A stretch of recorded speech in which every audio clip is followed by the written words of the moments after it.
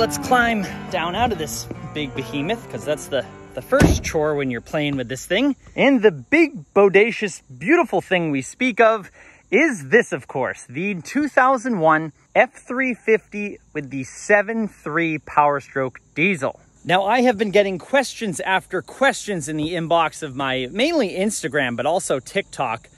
Those who obviously had not seen the videos where I kind of built this truck. I don't know what you'd call it. They obviously didn't see the videos that I did the modifications to the 7.3 Power Stroke. And so I get all sorts of comments and questions asking what this is, what mod this is, what is this, blah, blah, blah. So I'm going to take the simplest way out of this and make a video explaining every single mod that I have on the F350.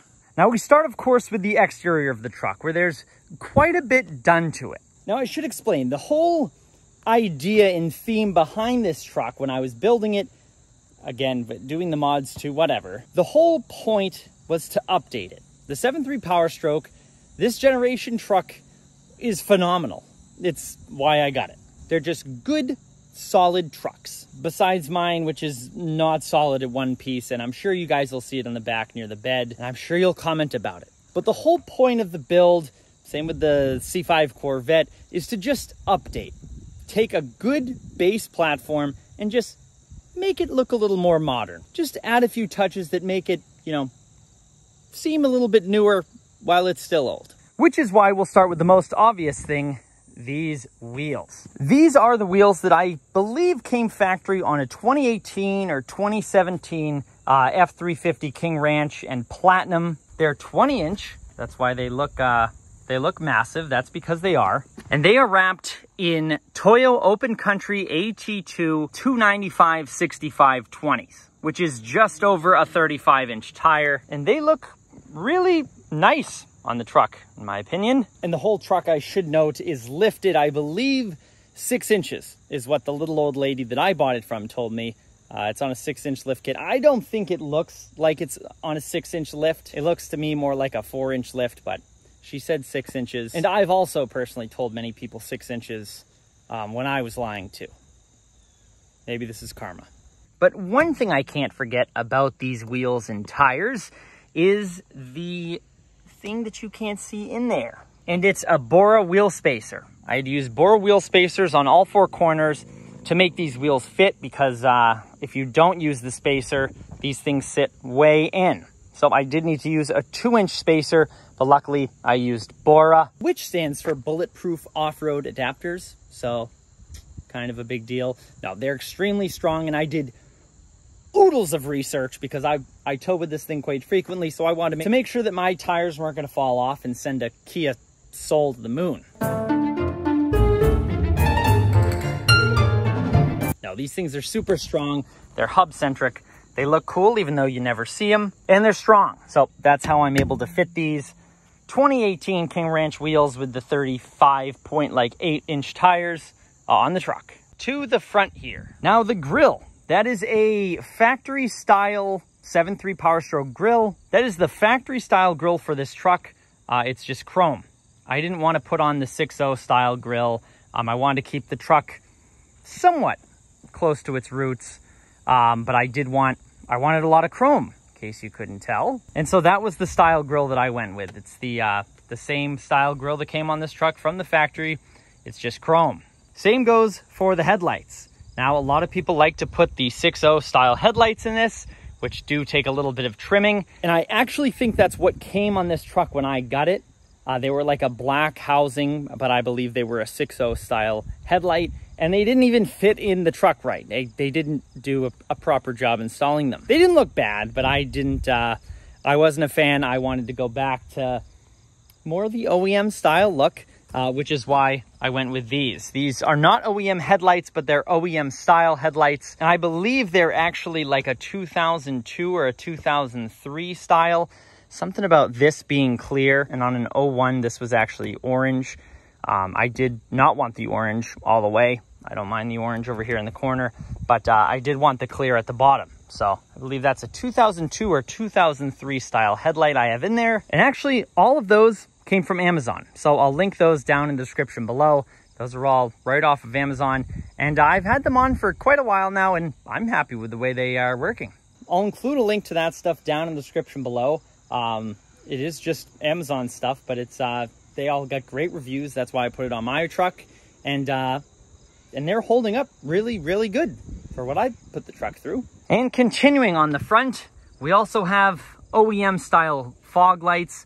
Those were not in the truck when I got it, but the pigtails for those were. So again, I went on Amazon, I found the OEM style fog lights. Those are nice, inexpensive, and the crazy thing is, they don't even have like water in them. They're not getting moisture inside of them. And I just drove this thing through the torrential rainstorms that we had just the other day, and there's no moisture at all.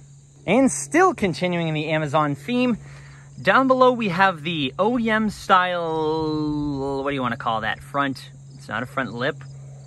Air deflector? Wind deflector? Is that what you want to call that thing? Whatever you want to call it. It wasn't on the truck when I got it. It should have been there from the factory, so obviously someone took it off and all the mounting holes were still there. That was another Amazon find actually, and that fits really nicely. I like the way that looks on the truck. The truck just looked weird without that, just having the bumper and no wind deflector underneath. Now I should note though that on that wind deflector, I did have to do a little bit of trimming to make room for my tires. You'll see this was not the prettiest cut in the world, but when my tires were at full lock, it was hitting this because it came out to about here. So I did have to trim that on both sides. This one looks a little bit better. You know, wasn't a big deal. Just took a little plastic saw and cut it. Moving around to the side of the truck, you'll notice the mirrors. Yes, from the factory, this truck didn't have this in particular. The truck came with this style mirror. It just didn't have the running light or whatever you want to call that, the directional, the turn signal on there. And it also didn't have that little symbol. These are heated.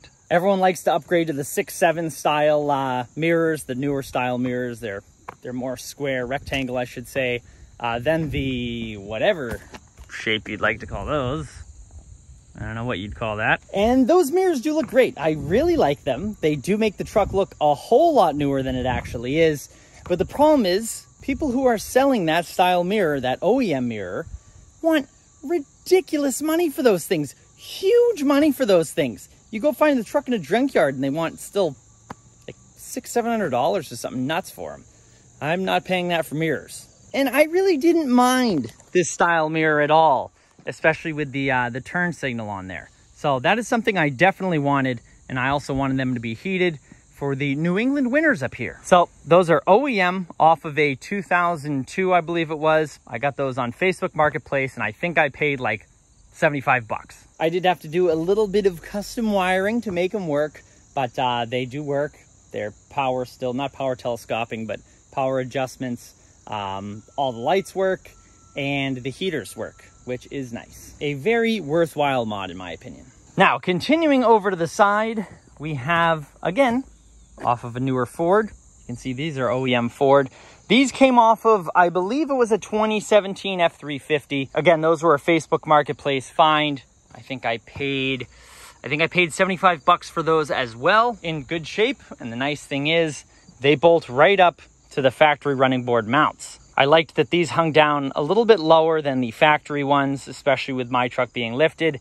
And I like that they're stainless steel or chrome, or I think it's technically chrome. It continues on with the chromey vibes I got going on. Moving around to the back, no, these are not mods that I did myself. This scuff or whatever this is, this pretty big scuff, that was on the truck when I got it, unfortunately. And it's not as easy as just filling it in with a little paint pen because they're dense too. So whatever they hit, they did a good job. And of course, you Southern folks, don't give me any smack for this. This is a New England truck. For a New England truck to have just that much rust on the bed, that's actually pretty good. So you Southerners, don't give me any smack and say, oh, well, it's falling apart, it's all rusted. Yeah, you zip it, okay? It's actually not in bad shape for a New England truck, believe it or not. So we'll just ignore that. I got to fix that before this winter. Nothing really else to... Are you serious? I just washed this thing. Ugh, gotta be kidding me. Birds, I'm gonna kill you. I literally just washed the truck. I just washed it. But moving around the back here, there's really not much to see besides the art made by the birds. This bed cover did come on the truck. This tonneau cover. It's an It's an Access tonneau cover. It's very nice. Came on the truck again, like I said. And yep, really not much to say about that. But there is something to say about these. These are Duraflap mud flaps. Of course, continuing the shine theme we have going on here. I got mine with the stainless steel weights. Look at that, like a friggin' mirror. These things are awesome. They look great. They're sturdy as hell. And they help protect the paint on this 20-something-year-old truck. And they make flaps for basically everything. So I'll include a link to their website down in the description below so you can check them out. You can even get your mud flaps engraved, I should say, with anything you want, actually. So you should get the Drive Hub logo on yours and send me a picture of it. But that's about it for the exterior mods. That's everything that I've done to make this thing look like this. And boy, do I freaking love it. I love this thing. This is exactly what I envisioned this truck being when I bought it and when I was doing what I was doing to it.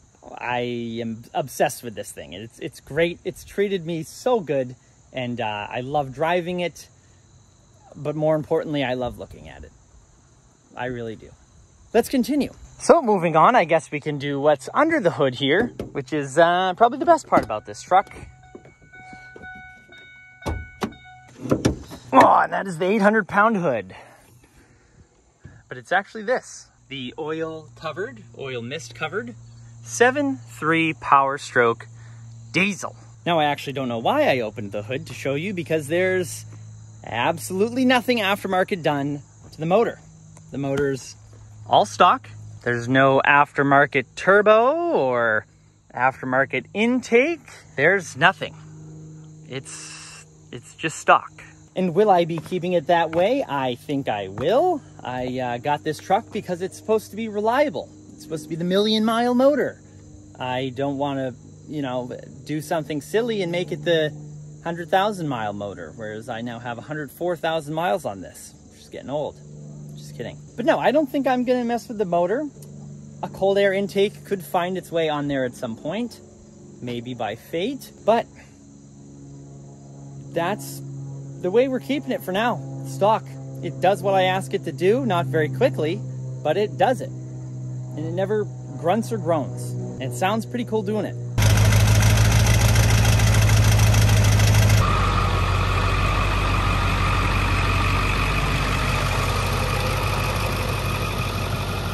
Which is actually interesting because, well, this truck has, I don't know what exhaust system. It could be stock for all I know, but that's what the muffler looks like. Those are the rest of the pipes. I've looked for numbers and serial numbers and all sorts of stuff on this muffler, but I haven't been able to find anything. And here's what it looks like. Going to the back, up over the axle, and there's the tip. So I don't think it's stock. I've never actually heard another one of these in person that's stock. So I don't know what I'm comparing it to. I think it's stock. It's not that loud.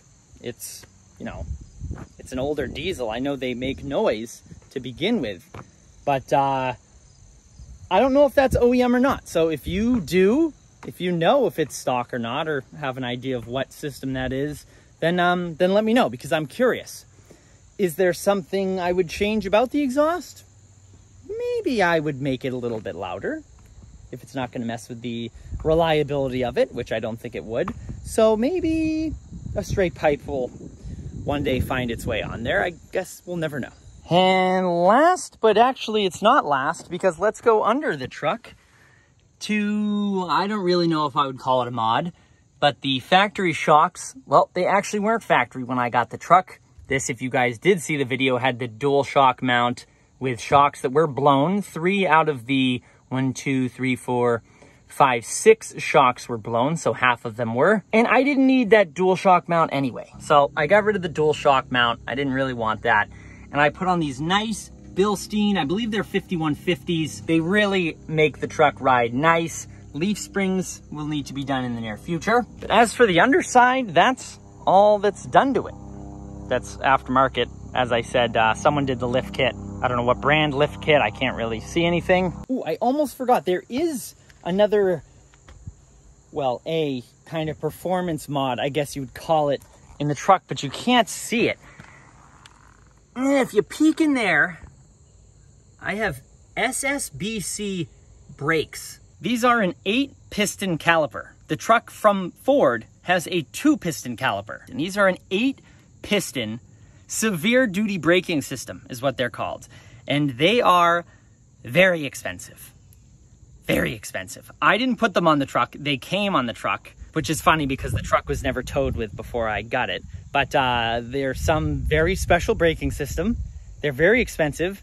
And if I ever need to replace that caliper, that massive caliper, I will not be replacing it with those because I don't have enough kidneys to sell to afford that. Now, do I notice that they stop severely better than the factory ones? No, I don't know because, again, they came on the truck and I've never towed with an F350 of this generation with factory brakes. So that's that. I do know they look very cool and they are massive, but you can never see them. And last but not least, moving into the interior of the truck, unfortunately, let's get the key out of there. Unfortunately, there's nothing aftermarket done in here. Actually, I lied. Head unit. That's it. This came with the truck when I got it. It's a nice Kenwood. I have Apple CarPlay in there, and it's got built-in Garmin navigation, which is kind of cool. And the previous owner put on this very cool, might I say, carbon fiber trim cover thing, which looks very cool. I haven't been trying to remove it for months or anything. I would never. It looks so cool. I want to keep it there forever.